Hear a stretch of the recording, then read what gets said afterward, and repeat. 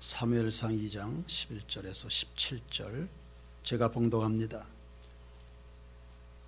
엘가나는 라마의 자기 집으로 돌아가고 그 아이는 제사장 엘리 앞에서 여호와를 섬기니라.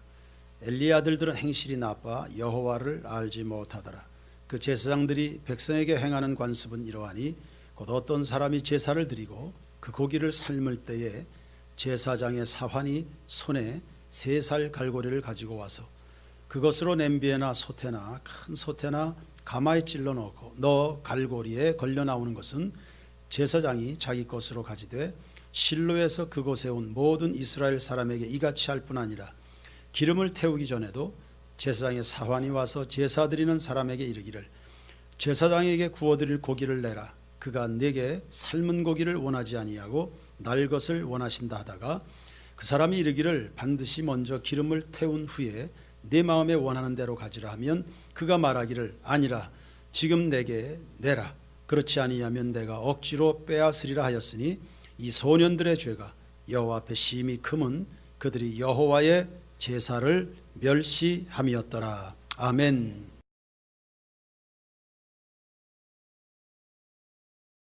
가문을 망치는 자식이 있네요. 홈리와 비느하스 이야기입니다. 명색은 제사장인데 행실이 불량했습니다. 배교자라는 뜻입니다. 이런 사람이 한 국가의 제사장으로 있으니 가문은 저주를 받고 민족은 큰 상처를 입었습니다. 왜 일이 됐을까? 포인트는 여호와를 알지 못했다라는 말씀에 있습니다. 제사장의 아들로 태어나 제사장직을 세습했지만 하나님은 모르는 겁니다. 야, 이럴 수도 있구나. 목사의 아들로 태어나 목사의 직분을 감당하는데 하나님을 모르는구나. 오래도록 교회 중직의 자식으로 태어나 교회 문화 가운데서 살아났는데 자라났는데 하나님을 경외할 줄 모르는구나. 야, 이럴 수도 있구나. 예, 맞습니다. 모태 신앙인들 중에 하나님을 아예 모르는, 하나님 경외할 줄도 모르는, 믿음 없는 이런 사람들이 덜어 있는 것을 보면 충분히 수긍할 수 있는 부분입니다. 신앙은 세습되는 거 아니거든요.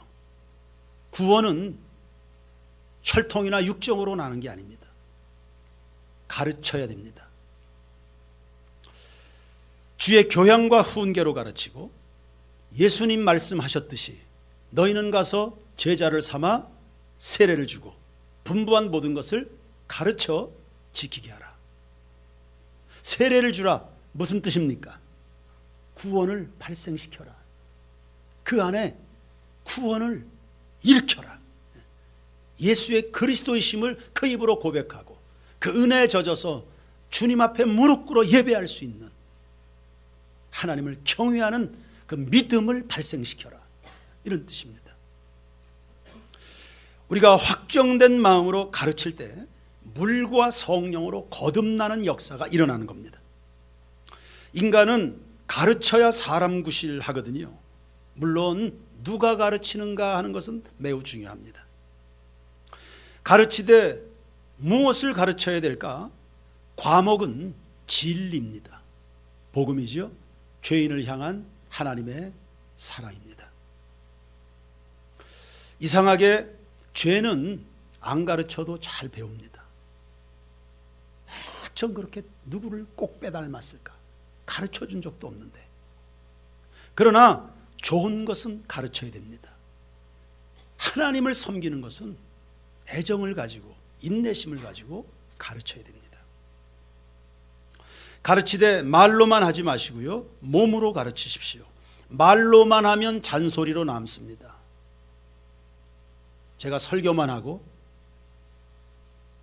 하나님을 향하여 아무런 헌신하는 것 없으면 여러분이 저를 따라오겠습니까? 똑같은 겁니다. 가르치되 말로 하지 마십시오. 말로만 가르치면 가르치는 자와 배워야 되는 사람 사이에 갈등과 상처를 유발하게 됩니다. 아버지 엘리는 아들들을 나름 가르치긴 했습니다. 그런데 안 듣습니다. 왜냐하면 아들들이 아버지를 알거든요. 그건 싸움이 됩니다. 반면에 사무엘의 부모는 몸으로 가르쳤습니다. 매년 예배를 드릴 때마다 지극정성으로 하나님을 섬깁니다. 그리고 여러 아들들 중에 하나를 주의 종으로 바친 게 아닙니다. 그의 단 한 가지 소원, 그 아들 사무엘인데 그 사무엘을 한나가 하나님께 드립니다. 사무엘은 비록 어린 나이지만 자기가 어머니에게 어떤 의미가 있는 아들인지 압니다. 그런 아들을 엄마가 하나님 앞에 드리는 것을 본 겁니다. 그 하나님이 도대체 어떤 분이시길래 그 자체가 굉장한 양육이 되었습니다. 그리고 성전에 올라갈 때마다 사무엘의 옷을 지어서 입힙니다. 에봇을 지어 입혔습니다. 에봇이라고 하는 것은 대제사장이 하나님 앞에서 성전 사역할 때 입는 옷입니다. 특별한 옷이죠. 구별된 옷입니다. 물론 대제사장의 바로 그 옷은 아니지만 그 에봇과 같이 흉내낸 옷을 입혔습니다. 사무엘은 어린아이입니다. 그냥 성전에서 물 깊고 나무 패는 성전의 문직입니다. 정식 제사장도 아닙니다. 그런데도 엄마는 에봇을 지어서 올라갈 때마다 아들에게 입혔습니다. 옷은 정체성입니다.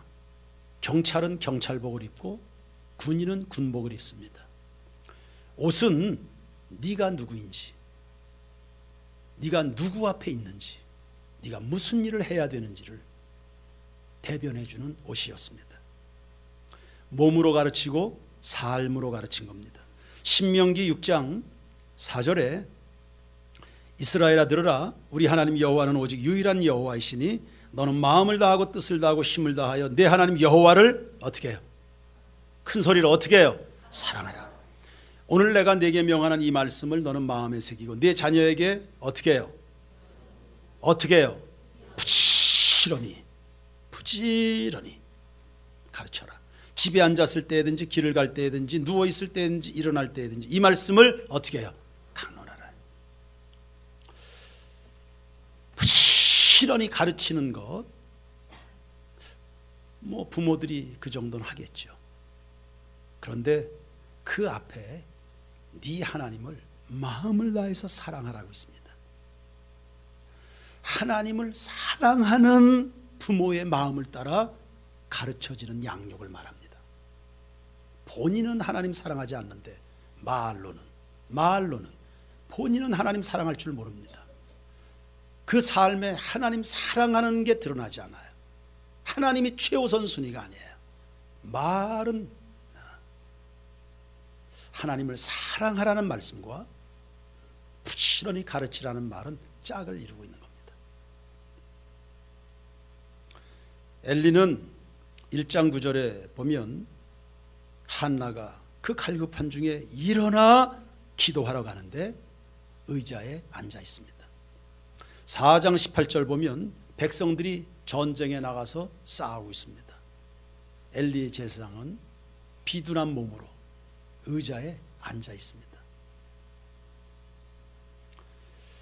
일어나는 한나와 앉아 있는 엘리, 전쟁에 나가서 피 흘리기까지 싸우는 군사들과 앉아 있는 엘리, 대조되고 있습니다. 모세는 여호수아와 군대들이 나가서 전쟁할 때 산에 올라가서 아론과 흠과 더불어 기도하고 있었죠. 이런 차이입니다. 앉아 있다는 것은 매우 상징적 의미가 있지 않겠습니까? 엘리는 행동하는 신앙인이 아니었다는 겁니다. 게으를 수 있고요, 무책임할 수 있고요, 불충할 수 있고요, 무기력한 영적 지도자를 대변하는 것은 아닐런지요. 왜? 그의 삶의 결과를 보면 알 수 있으니까요. 그런데 한나는 잘 가르쳤습니다. 아들의 옷을 바느질했겠죠. 한 뜸 한 뜸 떼어갈 때마다 자기 아들과 이 아들이 섬겨야 될 이민족을 향한 눈물의 기도가 그 옷 한 벌에는 담겨 있었을 겁니다. 한나가 아들을 그렇게 영적으로 뒷바라지했습니다. 그런 사무엘이 세상을 이긴 겁니다. 할렐루야. 지금 사무엘이 성전 안에 들어갔습니다. 그 성전이 어떤 곳입니까? 지금 아주 망가진 곳입니다. 심히 부패한 곳입니다. 부패도 그렇게 부패할 수 없는 아주 더러운 곳입니다. 사무엘이 들어가서 사는 곳이 바로 그것입니다. 그런데 거기에 물들지가 않아요. 그가 보고 배우는 게 엘리 제사장이고 홈리와 비느하스인데 그들에게 배우지 않습니다. 보세요. 11절 말씀 보세요. 엘가나는 라마의 자기 집으로 돌아가고 그 아이는 제사장 엘리 앞에서 누구를 섬겨요? 여호와를 섬겨요. 18절 사무엘은 어렸을 때 세마포 에봇을 입고 누구 앞에서? 여호와 앞에서 섬기고 있습니다. 예배했다는 뜻입니다. 21절 또 보세요. 여호와께서 한나를 돌보시사 그로 하여금 임신하여 세 아들과 두 딸을 낳게 하셨고 아이 사무엘은 누구 앞에서? 여호와 앞에서 자라나요. 26절 아이 사무엘이 점점 자라매 여호와와 사람들에게 어떻게 해요? 은총을 받는다. 자 보십시오. 참 기가 막힌 나열입니다. 사무엘의 이 신령한 성장의 모습 네 구절을 나누어서 그리고 중간중간에 홈리와 비느하스의 부패한 모습을 끼워 놓습니다. 사무엘이 잘하는 것, 홈리와 비느하스가 잘못하는 것, 사무엘의 아름다운 이야기, 홈리와 비느하스의 더러운 이야기, 이렇게 대조해서 이렇게. 성경 재밌죠. 그런데 이런 틈바구니에서 사무엘이 전혀 더러운 영향을 받지 않았다.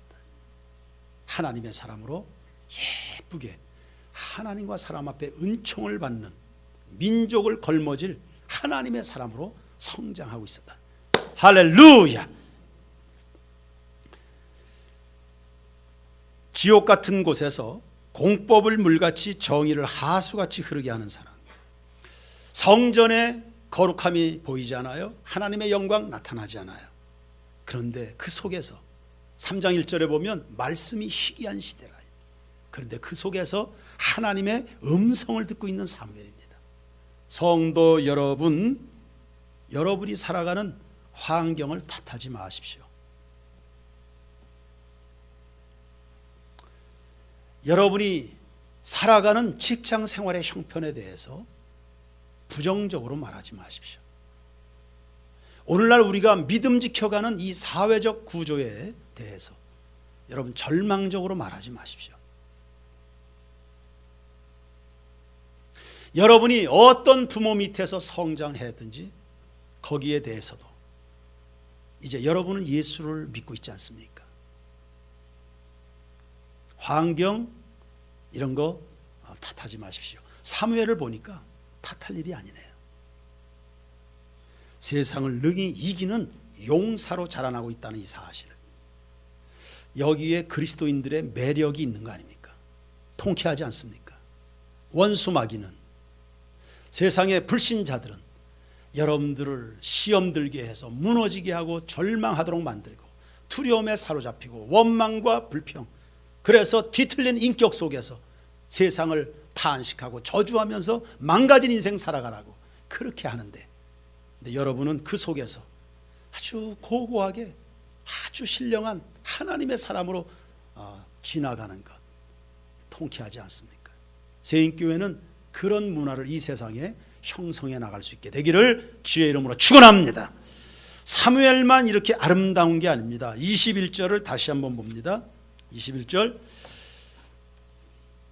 다 같이 읽읍시다. 시작. 여호와께서 한나를 돌보시사 그로 하여금 임신하여 세 아들과 두 딸을 낳게 하셨고, 할렐루야. 사무엘만 잘 되는 게 아니라 그런 사무엘을 하나님 앞에 섬기는 사무엘의 가정도 하나님 앞에 5배의 복을 받았습니다.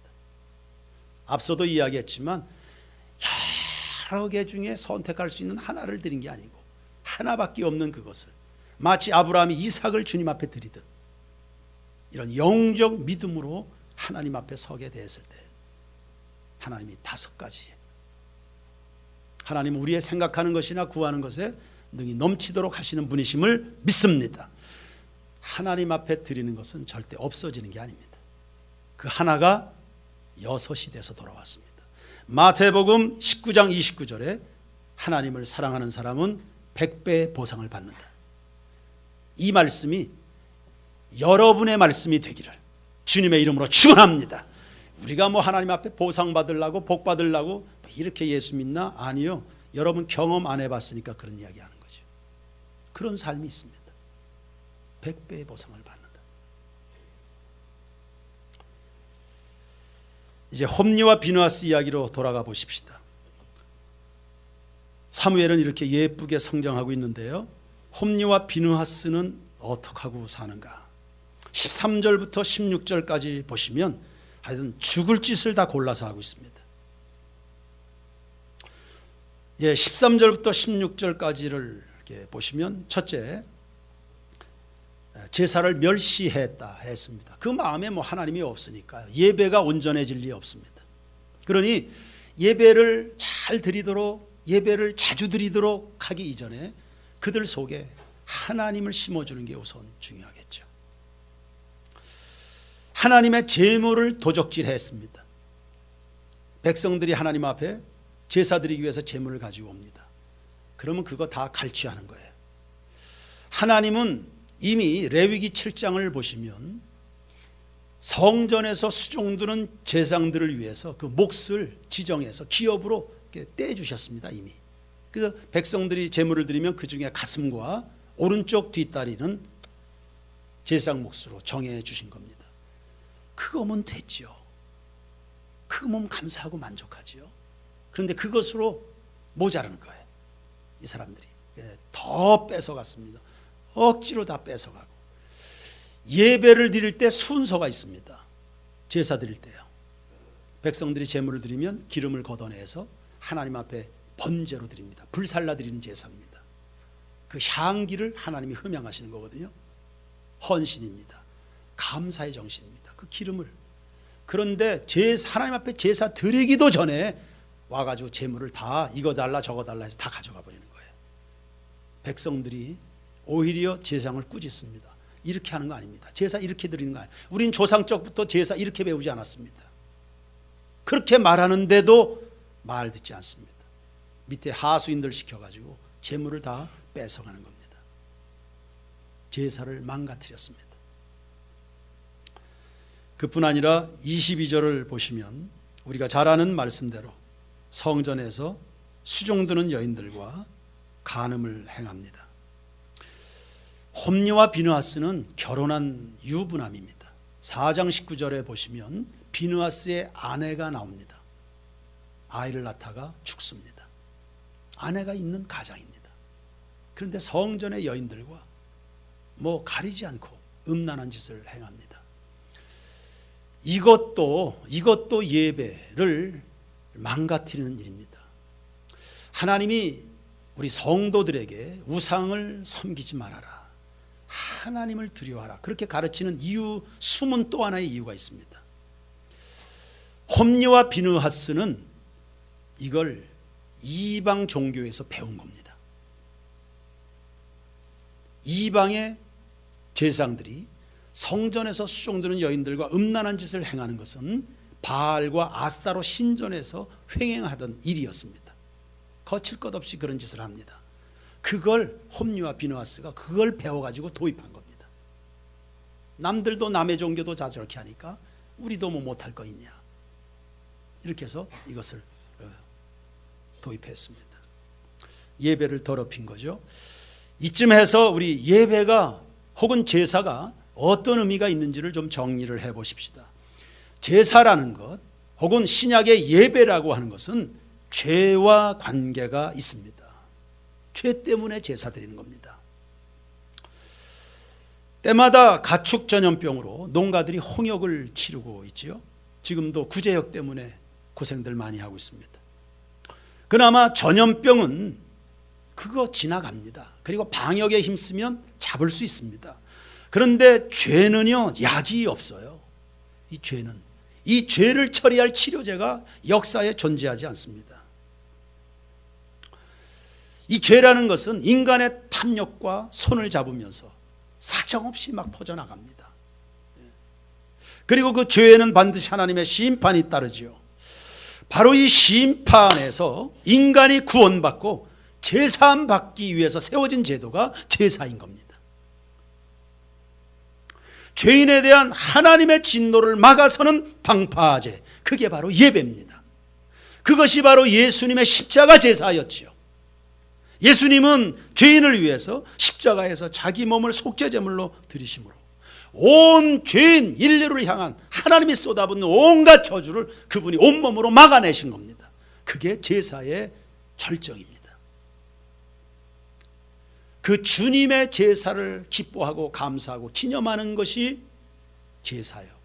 죄가 얼마나 무서운 결과를 가져온다는 것을 각성하는 그 시간이 제사입니다. 예배입니다. 그래서 예배에는 반드시 애통함이 있어야 됩니다. 나 같은 죄인 살리신 주은혜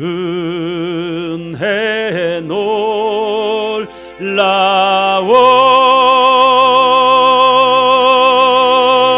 잃었던 생명 찾았고 광명으로 떴네.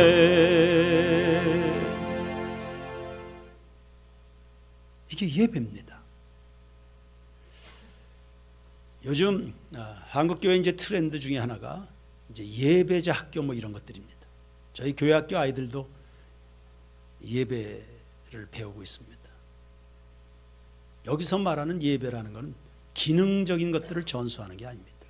눈물을 가르치는 겁니다. 하나님 앞에 애통할 수 있는 사람들입니다.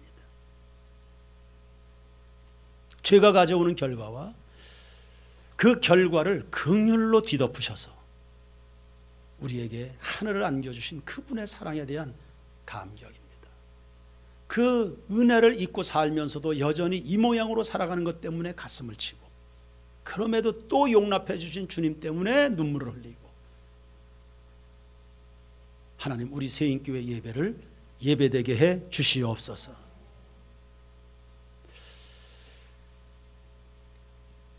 예수님 당시에 제사장들도 바리새인들도 성전을 부패시켰습니다. 예수님이 분노하셨죠. 그래서 그분이 십자가에 달리신 겁니다. 그러니까 인류의 구원이라고 하는 것은 다름 아닌 제사의 회복입니다. 홈리와 비누아스는 이 예배를 타락시킨 겁니다. 예배가 병들면 이스라엘은 어떻게 하나님을 만날 수 있겠습니까? 죄인들이 하나님 앞으로 나가는 길이 예배인데 제사장이 병들고 변질되고 망가져 있으면, 찬양대원들이 병들고 망가져 있으면 이 백성들이 어떻게 하나님을 만나는 겁니까? 세인교회가 영적으로 병들면, 세인교회가 병들었던 말은 성도들이 병들어 있다는 뜻입니다. 여러분이 병들면 원주 34만은 어떻게 하나님을 만나는 겁니까? 하나님을 만나도록 하기 위해서 제사장을 세웠습니다. 여러분, 제사장의 원뿌리가 레위입니다. 레위에게 제사장 지파를 맡기셨습니다. 레위가 한 일이 뭡니까? 이스라엘 백성들이 광야에서 금송아지 만들어 놓고 우상 앞에 절하고 그 거룩한 하나님 공동체에 우상을 드려온 겁니다. 하나님이 분노하셨죠. 그때 그 우상주의자들을 처결하는데 레위가 칼을 들고 앞장섰거든요. 레위가 우상주의자들을 처결해 나가는데 거기에 자기 가족들, 친지들, 친구들, 동료들 있었을 겁니다. 그런데 진리에서 벗어난 것을 과감하게 레위가 용기 있게 다 처단을 한 겁니다. 진리를 따라 살아가는 데는 용기가 필요한 거거든요. 그때 하나님께서 레위를, 그 행위를 보시고 제사장 지파를 맡긴 겁니다. 그러니까 제사장들은 죄악을 꾸짖고 죄악을 제거하고 백성들로 하여금 하나님을 예배하도록 제사장을 세웠는데 홈리와 비느하스는 이게 엉뚱한 짓을 하고 있는 겁니다. 그러니 어떻게 해요? 하나님이 나서서 제거하셔야 되죠.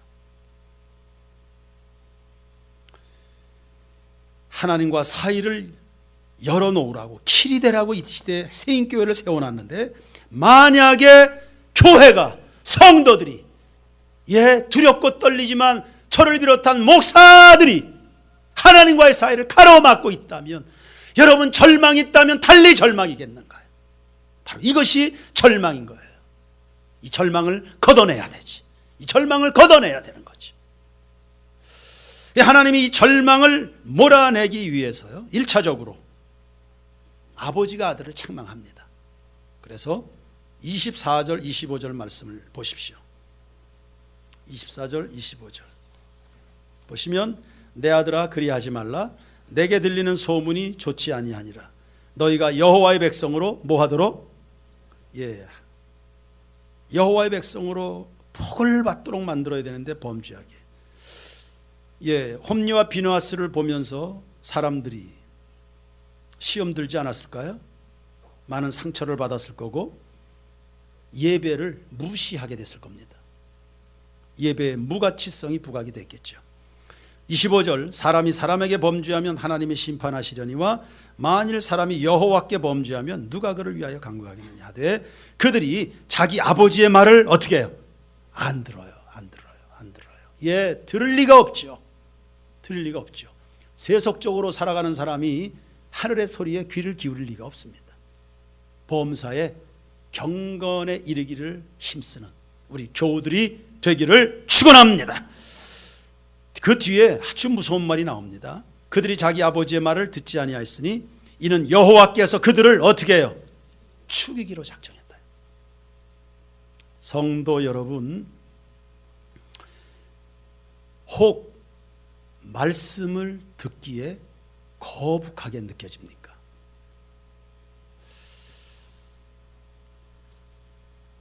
설교가 불편하게 느껴질 수 있겠습니다. 그리고 말씀에 반항적이 될 수도 있습니다. 만약에 그런 것들이 한 번, 두 번 계속 지속이 되면 그거 아주 위험한 겁니다. 여러분이 살아있다면 말입니다. 바로왕이 하나님께 10번의 재앙을 두들겨 맞았습니다. 회개하지 않습니다. 계속 하나님과 그분의 말씀을 배척하고 모세를 적대합니다. 그때 그 바로의 상태를 완악하다고 했습니다. 굳어졌다는 뜻입니다. 간이 굳어지면 죽습니다. 굳어지면 죽는 겁니다. 영적으로 굳어진다. 말씀과 은혜에 예민하게 반응하지 못한다. 그거 죽는 겁니다. 사람이 완악하다, 반복적으로 불순종한다, 그건 하나님이 죽이기로 작정하셨다는 뜻입니다. 길이 없습니다. 답이 없습니다. 그러니 굳어지기 전에 회개해야 됩니다. 굳어지기 전에 회개해야 됩니다. 마음에 찔림이 있으면 회개하십시오. 주저하지 마시고. 오히려 그 말이 100번 맞아요. 하나님의 말씀이 100번 맞아요. 그런데 여전히 반발하는 사람들, 그거 아주 위험한 겁니다. 서둘러 회개하시고요. 양심에 걸림이 있으면 돌아서기를 주의 이름으로 축원합니다. 그리고 교회는 회개하도록 만들어야 됩니다. 부모들이요, 자녀들 회개하도록 만드시고, 구역장들이요, 구역원들 회개하도록 만드시고, 교사들이요, 학생들 회개하도록 만들고, 자녀들은 부모의 말 잘 들어야 됩니다. 엘리가 지금 아들들에게 그렇게 하지 말아라. 들리는 소문이 좋지 않다. 백성들을 실족시키면 안 된다. 아버지가 이야기합니다. 최소한으로 이야기합니다. 하나님의 성에는 차지 않는 거지만 아버지가 이야기합니다. 그럼 자식은 들어야 됩니다. 왜요? 가정에서 부모는 하나님의 대리자로 섭니다. 아버지이기 전에 주의 종입니다. 엘리는 홈리와 비느하스의 아버지이기 전에 주의 종입니다. 이야기하면 들어야 됩니다. 수잔나 웨슬리는 다른 건 몰라도 하나님의 말씀에는 애들이 순종하도록 가르쳤습니다. 여러분, 불순종한 거 회개하시고 부모의 말을 거슬리는 거 그거 혼나야 됩니다. 성도들이 불순종하는 거 혼나야 됩니다. 그거 그냥 두면 안 돼. 다 죽는 길로 가는 거거든.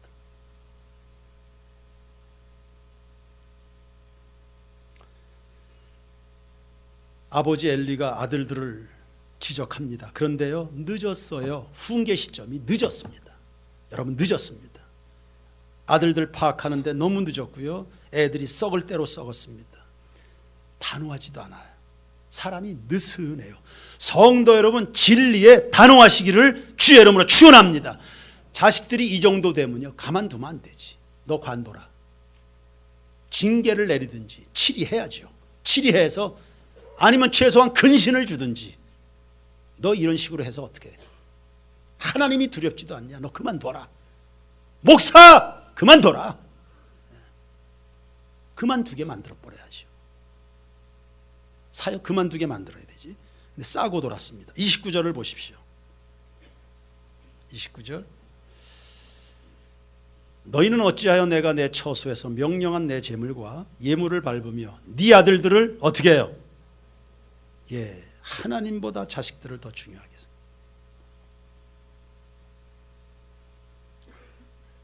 하나님보다도 자식들을 안쓰러워하는 하나님의 아픈 마음은 생각 없습니다. 내가 괜히 이렇게 해서 애들 마음 상하게 할 게 있나? 내가 이렇게까지 해서 괜히 성도들 마음 불편하게 할 수 있나? 그런 거 아닙니다. 그럴 수 없는 겁니다. 그거는. 하나님보다 누구를 더 생각하는 겁니까? 그게 누구 눈치를 보는 겁니까? 아버지가 아들 속에 있는 죄를 제거하지 못하니까요, 하나님의 아들 치시잖아요. 보십시오, 이 장에. 아버지가 아들 속에 있는 죄를 걷어내지 못하니까 하나님이 그냥 아들을 치시네요. 이 아버지는 아들을 사랑하는 방식이 틀렸던 겁니다. 사랑하는 방식이 틀렸습니다. 성도 여러분, 주 안에서 사랑하시길 바랍니다. 진리 안에서 섬기시길 바랍니다. 내버려 두지 마십시오. 다시 이야기합니다. 아버지가 아들 속에 있는 죄를 걷어내지 못하니까 하나님이 아이들을 치십니다. 그래서 죄에는 심판이 있죠. 하나님은 공의로우십니다. 불량한 행실을 벌하지 않고 지나가실 분이 아닙니다. 엘리 가문도 예외는 아닙니다. 해서 31절부터 보십시오. 진리 안에 살아가는 것 그렇게 한가한 일이 아닙니다. 말씀 들으면서 생각나는 부분들 여러분 결단하셔야 됩니다. 31절 보세요. 보라, 내가 네 팔과 네 조상의 집 팔을 끊어. 이거는 영향력 상실을 말합니다. 제사장은 제사장인데 아무도 그를 존경하지 않는 겁니다. 내 집에 노인이 하나도 없게 하는 날이 이를지라. 일찍 죽는다는 뜻입니다. 32절, 이스라엘에게 모든 복을 내리는 중에 너는 내 처소에 환난을 볼 것이요. 이 뭔 말인가 하면 이제 사무엘이 등장하고 다윗의 시대가 열립니다. 이스라엘은 은혜롭고 충만한 나라가 될 겁니다. 엘리 제사장은 그 가운데 온통 불행한 일들을 당한다는, 남들 은혜 받고 복을 받아서 잘 되는데 혼자서 전전긍긍하는 삶을 살아가게 되리라. 계속 보세요. 너는 내 처소에 환난을 볼 것이요 네 집에 영원토록 노인이 없을 것이며. 또 나오네요. 33절, 내 제단에서 내가 끊어버리지 아니할 네 사람이 내 눈을 쇠잔하게 하고 내 마음을 슬프게 할 것이요 네 집에서 출산되는 모든 자가 언제 죽어요? 젊어서. 다 요절하는 겁니다. 장수하는 것, 건강하게 장수하는 것 하나님의 은혜입니다. 34절, 네 두 아들 홈리와 비느하스가 한날에 죽으리니 그들이 당할 그 일이 내게 표징이 되리라. 하나님이 이 가문에 이제 저주를 하시는데요, 그 첫 서곡이 홈리와 비느하스의 죽음입니다. 홈리와 비느하스 죽지요. 그 일에 충격받아 아버지가 목이 부러져 죽습니다. 그리고 며느리가 애를 낳다가 난산 가운데 죽습니다. 하나님의 예언이 차근차근히 성취되어가는 과정입니다. 나중에 사울 왕 시대에 놋당의 제사장 70여 명이 한 번에 죽임을 당합니다. 다 엘리의 후손들입니다. 하나님의 예언이 전혀 어김없이 차근차근히 진행이 됩니다. 세인교회 성도들의 가정에는 자자손손 복되고 잘되고 창성한 이런 일들이 일어나게 되기를 축원합니다. 35절, 내가 나를 위하여 충실한 다른 제사장을 일으킨다. 세대 교체를 말합니다. 그 사람은 내 마음 내 뜻대로 행할 것이라. 내가 그를 위하여 견고한 집을 세우리니 그가 나의 기름 부음을 받은 자 앞에서 영구히 행하리라. 기름 부음을 받은 자 누굽니까? 첫째는 다윗이고 장차 누구? 예수 그리스도입니다. 그분의 오실 길을 예비할 충실한 제사장이 하나님에겐 필요하다. 우리 세인교회가 그런 제사장 공동체 되기를 소원합니다. 36절, 그리고 내 집에 남은 사람이 각기 와서 은 한 조각과 떡 한 덩어리를 위하여 그에게 엎드려 이르되 청하노니 내게 제사장의 직분 하나를 맡겨 내게 떡 조각을 먹게 하소서. 이 뭡니까? 경제력 상실입니다. 떡을 하나라도 이거 구걸해서 먹어야 될 아주 비천한 신분으로 전락을 해버렸습니다. 누구를 무시했기에? 누구를 무시했기에? 하나님을 인정하지 않았을 때마다. 아로로 시작된 명예로운 제사장 집안인데요, 아주 망가졌습니다. 성령으로 시작해서 육체로 마치게 됩니다. 해서 이제 이 제사장 직분은 사도 계열로 옮겨지게 되죠. 이게 역사의 진행 방식입니다. 성령으로 시작하고 육체로 마친다. 영적 분위기가 아주 어둡습니다. 하나님은 그 속에서 새 일을 시작하십니다. 엘리 가문의 치부를 상당히 부각했죠. 상대적으로 사무엘의 거룩함이 드러납니다. 그런 점에서 홈리와 비느하스의 실패는 사무엘의 등장을 위한 전주곡과 같습니다. 신약시대 헤롯 왕의 어둠은 메시아 출현의 서곡이 아니었습니까? 밤이 깊으면 새벽이 오는 법입니다. 그러니 성도 여러분, 인생의 어둠은 꼭 절망할 일이 아닙니다. 오히려 어둡고 여러분의 삶이 낮아지고 망가지고 오히려 그 속에서 새로운 일을 행하실 하나님을 소망 중에 기대하시기를 축복합니다. 하나님은 우리 인생의 밑바닥에서 새 일을 시작하시거든요. 보라, 내가 이제 광야의 길을, 사막의 강물을 내리라고 말하지 않습니까? 세상의 죄악이 극에 달한다. 요즘 세상 너무 무섭다. 끝이 오고 있다는 뜻입니다. 여러분을 괴롭게 하는 원수가 발악을 합니까? 그 원수가 집안에 있을 수도 있고 바깥에 있을 수도 있습니다. 발악을 합니까? 그거 끝이 오는 겁니다. 오히려 찬송 속에 하나님의 역사하심을 소망하시길 바랍니다. 그러므로 앞에서 그 누군가가 여러분을 힘들게 하는데 발악할 때 절망하지 마십시오. 끝이 왔다. 끝이 왔다. 내 인생의 새날이 열린다. 할렐루야. 성도들은 그래서 늘 믿음으로 반응하고 삶의 모든 순간마다 모든 상황 속에서 주를 찬양할지라 그리 말하지 않습니까? 항상 기뻐하라, 쉬지 말고 기도하라, 범사에 감사하라. 이는 그리스도 예수 안에서 너희를 향한 하나님의 뜻이라 했습니다. 이스라엘 백성들이 애굽에서 탈출 직전에 바로 왕의 압제가 크게 달했습니다. 그러더니 이스라엘은 자유를 얻었잖아요.